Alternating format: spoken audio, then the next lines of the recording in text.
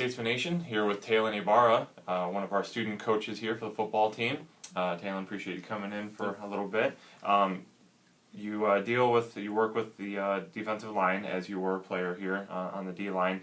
I guess just talk a little bit about the transition into being a coach, being on that side. I mean, you're coaching all your friends basically, so you know it's obviously a difficult move for you, and difficult for them as well to see you in a different role. But I guess talk about that, and I guess talk about how during this whole streak and just the different excitement level as being a coach versus being a player, and knowing going into this Grandview game this week that once again you guys are playing for a playoff spot. Yeah, with the D line we have right now, it's pretty easy to coach them. It's we got great defensive ends.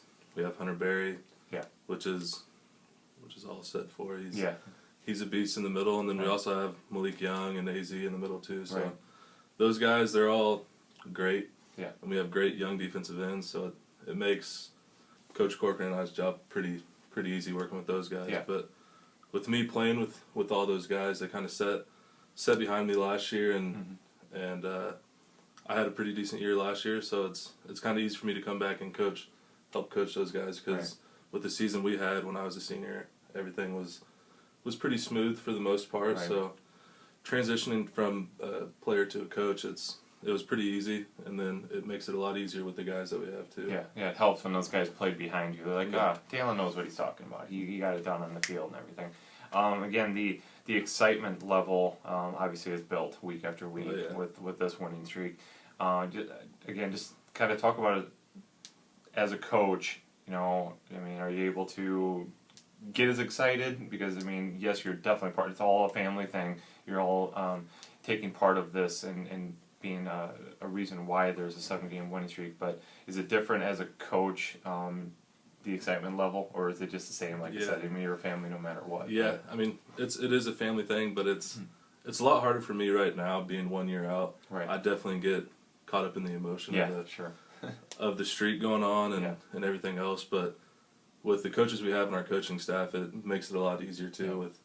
With Coach Half, he's been a part of all this for a long time, so he helps settle it down, and we know what we still have to do. So we're not done yet. So the excitement is still there. It's obviously Grandview week, which is, no matter what's going on, Grandview week is huge. Always a big deal. Yeah, definitely. So the excitement is definitely there by the guys, and it could be the seniors last week. So for them, it's even more exciting and kind of nerve-wracking at the same time. Yeah, definitely.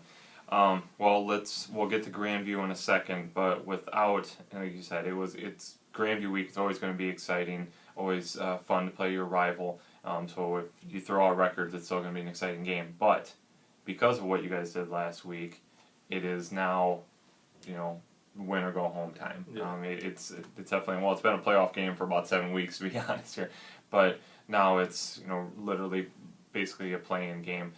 So let's recap Graceland and how you guys continued in the play-in game mode, coming from behind. So I guess recap that game a little bit. Yeah, well, going into the week, we always tell the D-line that from the way we started, it's every week's a championship week. We play every week to play for a championship. Since the way we started 0-3, it's go mode from there. So, and then it was also senior day, and that was huge, having 2 seniors on the D-line and 10 total, I believe. Those guys deserve the win, and we kind of, offense came out and scored the first drive, which was awesome.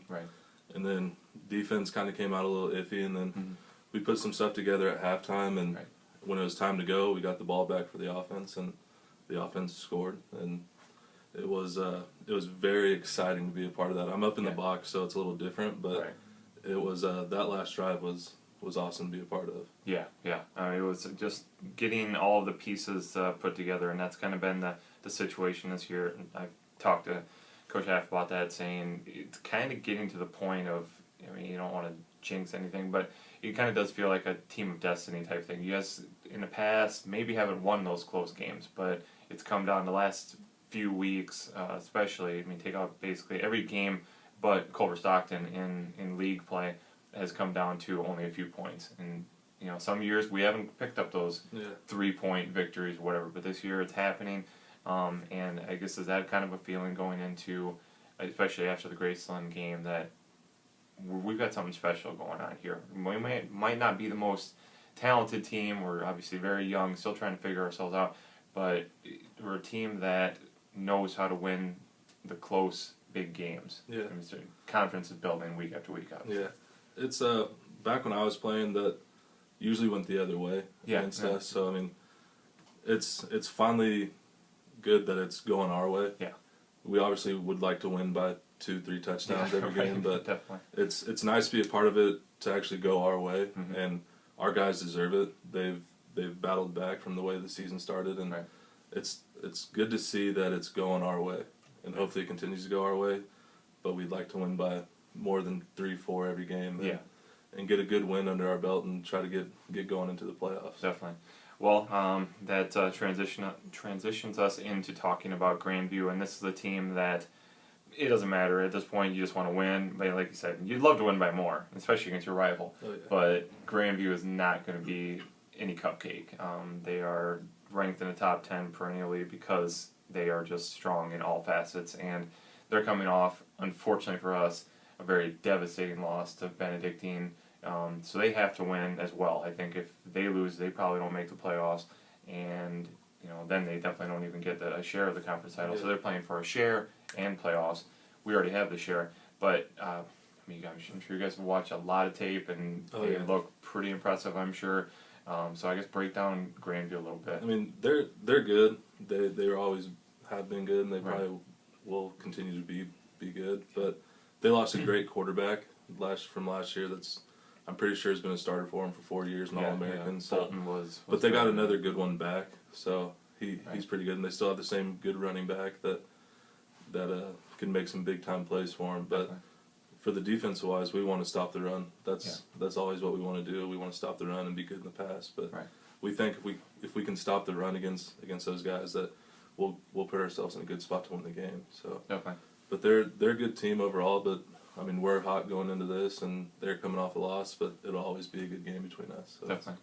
I know I've talked with all the assistants, and they're always like, I don't really know much about the other side of the ball, but I'm going to put you under the spotlight for this. Talk about the offense's game plan a little bit. I mean, obviously we're going to run. I mean, there's no question about that. But anything that we've seen that in their defense that maybe we can exploit. And honestly, I really don't know much about what they're doing on defense. I know they're always really good against triple option. Right.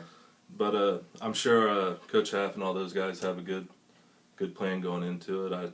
I really have no idea what they're going to be doing, but we're always prepared. Yeah. We're always prepared to go out and win, and our guys are in a good spot right now.